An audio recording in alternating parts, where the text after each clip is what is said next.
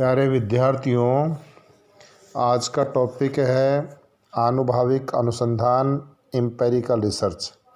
इससे पूर्व के वीडियो में अनुसंधान के कई प्रकारों के बारे में विस्तार से चर्चा की है।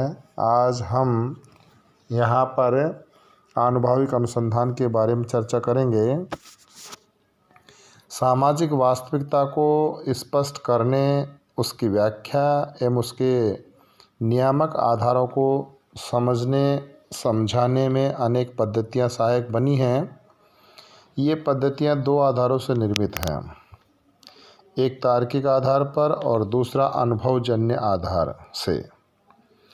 तार्किक आधार के समर्थन विद्वान वैज्ञानिकता को कठोरता से पालन करने पर बल देते हैं, जबकि अनुभवजन्य विचारधारा के समर्थक विद्वान वैज्ञानिकता का कठोरता से पालन नहीं करते, वरन इंद्रियजन्य अनुभव और आनुभविकता को आधार बनाकर अपनी व्याख्या प्रस्तुत करते हैं। आनुभविक पद्धति समाजशास्त्र में ही नहीं वरन विज्ञानों में भी प्रयुक्त होती रही है। इस विधि का मूल उद्देश्य इंद्रियजन्य अनुभवों के द्वारा अर्जित ज्ञान को स्वीकार करना है।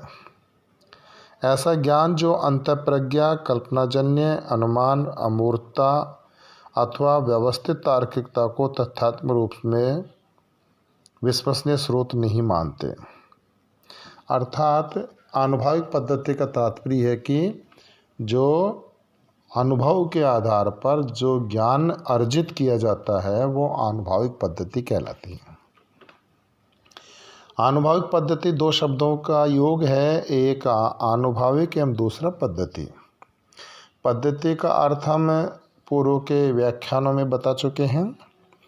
अंग्रेजी भाषा का एम्पिरिकल शब्द लैटिन भाषा के एम्पिरिसियस शब्द से बना है, जिसका अर्थ है अनुभव या अनुभवों पर आधारित। अतः आनुभविक पद्धति समाजशास्त्रीय दृष्टि से वह पद्धति है जो अध्ययन के लिए इंद्रियजन्य वास्तविक अनुभव पर बल देती है। आनुभविक पद्धति का प्रयोग न केवल समाजशास्त्र में वरन अन्य विज्ञानों में भी हुआ है।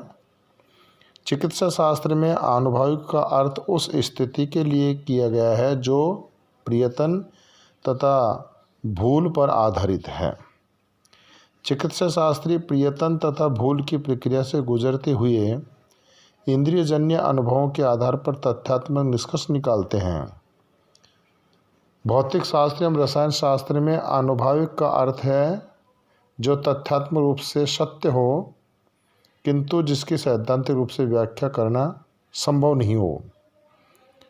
चिकित्सा शास्त्रीय के समान भौतिक शास्त्री तथा रसायन शास्त्री भी ये स्वीकार करते हैं कि आनुभविक पद्धति में वह ही चीज़ वर्ण योग्य है जो इंद्रियजन्य वास्तविक ज्ञान के आधार पर स्वीकार्य है। समाज विज्ञानों में भी आनुभविक का अर्थ उस स्थिति से लिया गया है जिसमें अनुभव एवं आनुभविक ज्ञान की प्रधानता हो। अर्थात जो सोशल साइंस में जिस प्रकार से एम्पिरिकल स्टडी के बारे में जो समझाया जाता है उसका अर्थ यह है कि अनुभव एवं आनुभविकता के आधार पर जो ज्ञान प्राप्त किए जाते हैं, जो रिसर्च किए जाते हैं, वो एम्पिरिकल स्टडी के अंतर्गत शामिल होते हैं। इसमें हम तर्क का आश्रय नहीं लेते वरन ये देखने का प्रयत्न करते हैं कि ऐसा है। सीजे डीवी ने लिखा है कि सामान्यतः अनुभविक पद्धति तार्किक पद्धति के विपरीत है। एफ कॉफमैन ने अनुभविक के अर्थ को स्पष्ट करते हुए मत व्यक्त किया है कि वास्तविकता का ज्ञान व्यवस्थित अवलोकन एवं निर्वचन के सैद्धांतिक नियमों के आधार पर प्राप्त किया जाता है। इसमें इस तथ्य पर बल दिया जाता है कि ज्ञान प्राप्ति का आधार इंद्रियजन्य अनुभव है। अर्थात एम्पिरिकल स्टडी में इंद्रियजन्य अनुभवों को आधार माना गया है और उसी के आधार पर जो ज्ञान प्राप्त किया जाता है, जो रिसर्च किया जाता है, वो आनुभविक पद्धति कहलाती है। आधुनिक समय में आनुभविक पद्धति का प्रयोग अनेक संज्ञाओं के साथ किया जाता है, जो इस बात को स्वीकार करते हैं कि वस्तुतः अवलोकन एवं प्रतिस्थापनाएं प्राथमिक रूप से इंद्रियजन्य अनुभवों पर आश्रित होती हैं तथा इन अनुभवों को निगमनात्मक तर्क तथा गणितीय एवं सांख्यिकी के आधार पर पुष्ट किया जा सकता है। इसके व्यापक अर्थ में आनुभविक पद्धति अथवा अनुभववाद का प्रयोग उस अभिवृत्ति के लिए किया जाता है जिसमें विश्वासों को उसी स्थिति में स्वीकार किया जाता है या उन पर आचरण किया जाता है जबकि वे वास्तविक अनुभव द्वारा पुष्ट होती हों। समाजशास्त्रीय दृष्टि से भी आनुभविक पद्धति से अभिप्राय ऐसा ज्ञान एवं विश्वासों की श्रृंखला से है जिन्हें अवलोकन, निरीक्षण, परीक्षण एवं व्यवस्थित प्रयोगों द्वारा प्राप्त किया जाता है। अर्थात समाजशास्त्र में जब अनुभविक पद्धति का हम प्रयोग करते हैं तो उसमें अवलोकन, निरीक्षण, परीक्षण और व्यवस्थित प्रयोगों से जो प्राप्त किया जाता है वो एम्पिरिकल स्टडी है। अवलोकन के आधार पर किसी चीज़ को देखना, निरीक्षण के आधार पर किसी चीज़ का निरीक्षण करना और उसी आधार पर उसका परीक्षण करना, व्यवस्थित प्रयोगों के द्वारा ज्ञान प्राप्त करना, ये सब अनुभविक पद्धति के अंतर्गत शामिल किए जाते हैं। इस पद्धति की मान्यता है कि केवल उन्हीं तथ्यों को अनुभविक कहा जा सकता है जिनकी सत्यता एवं परीक्षण ज्ञानेंद्रिय द्वारा संभव है। अनुभविक सामाजिक विज्ञान उस सीमा तक ही अनुभविक कहलाएंगे जिस सीमा तक उनमें ज्ञानार्जन की दार्शनिक तार्किक विधियों के विपरीत ज्ञानेंद्रियों पर आधारित अनुभवजन्य विधियों का प्रयोग किया गया है।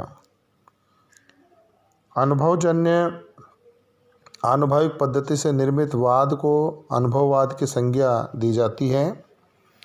अनुभववाद उस दार्शनिक सिद्धांत पर प्रतिनिधित्व करता है जिसके अनुसार यह माना जाता है कि सभी मानवीय ज्ञान अनुभव से प्राप्त होते हैं। यह वाद आदर्शवाद एवं तर्कवादी विचारधारा का विरोधी है। अनुभववाद का एक अन्य अर्थ सामान्यीकरण को तभी वैध माना जाएगा जबकि उसकी परख वैश्विक तकनीक के आधार पर कर ली जाए एवं उसे इंद्रियजन्य अनुभवों के आधार पर प्रमाणित किया जाए। अनुभववाद इस मान्यता पर आधारित है कि वास्तविकता वही है जिसका अनुभव इंद्रियों द्वारा किया जा सके तथा वैज्ञानिक के रूप से अंतिम जांच इंद्रियजन्य अनुभव ही है। इस प्रकार से सभी सामान्यीकरणों का निर्णय आनुभविक प्रमाणों के संदर्भ में किया जाना अनुभववाद की अनिवार्यता है। अर्थात इंद्रियों द्वारा अवलोकन के आधार पर इसका प्रमाणीकरण अपेक्षित है। इस विधि में सामग्री संकलन के लिए प्रशिक्षित एवं योग्य अवलोकनकर्ताओं की आवश्यकता पड़ती है।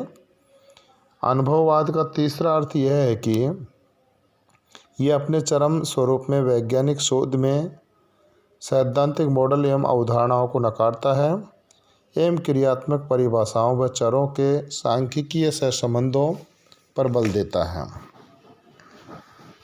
कठोर अनुभववादी सामाजिक जीवन के तथ्यों अंतर्संबंधों का अध्ययन सैद्धांतिक अमूर्तता एवं मान्यताओं के बिना इंद्रियजन्य अनुभवों के आधार पर वैश्विक रूप से करने का प्रयत्न करते हैं। इसके अनुसार यह माना जाता है कि ज्ञान का उद्भव केवल अनुभवजन्य है। सामान्यतः ऐसा ज्ञान को अंतःप्रज्ञा पर आधारित ज्ञान से भिन्न किया जाता है। अनुभववाद तर्कवाद का विरोधी भी है क्योंकि इसमें बौद्धिकतावाद पर विशेष बल दिया जाता है। अनुभववाद एक सिद्धांत के रूप में ज्ञानार्जन का माध्यम इंद्रियों को मानता है जो कि निगमनात्मक तर्क पर आश्रित होता है। इसका सामान्य अर्थ ऐसे प्रमाणों से लिया जाता है जो विश्वसनीय है तथा कोरी कल्पना एवं नैतिक बोध से अप्रभावित है। इस सिद्धांत की मान्यता है कि कोई भी कथन जो तथ्यात्मक प्रतीत होता है किंतु यदि उसके अनुभव द्वारा प्रमाणिकता सिद्ध नहीं की जा सकती तो वह कथन निरर्थक है। धन्यवाद छात्रों। जय हिंद, जय भारत।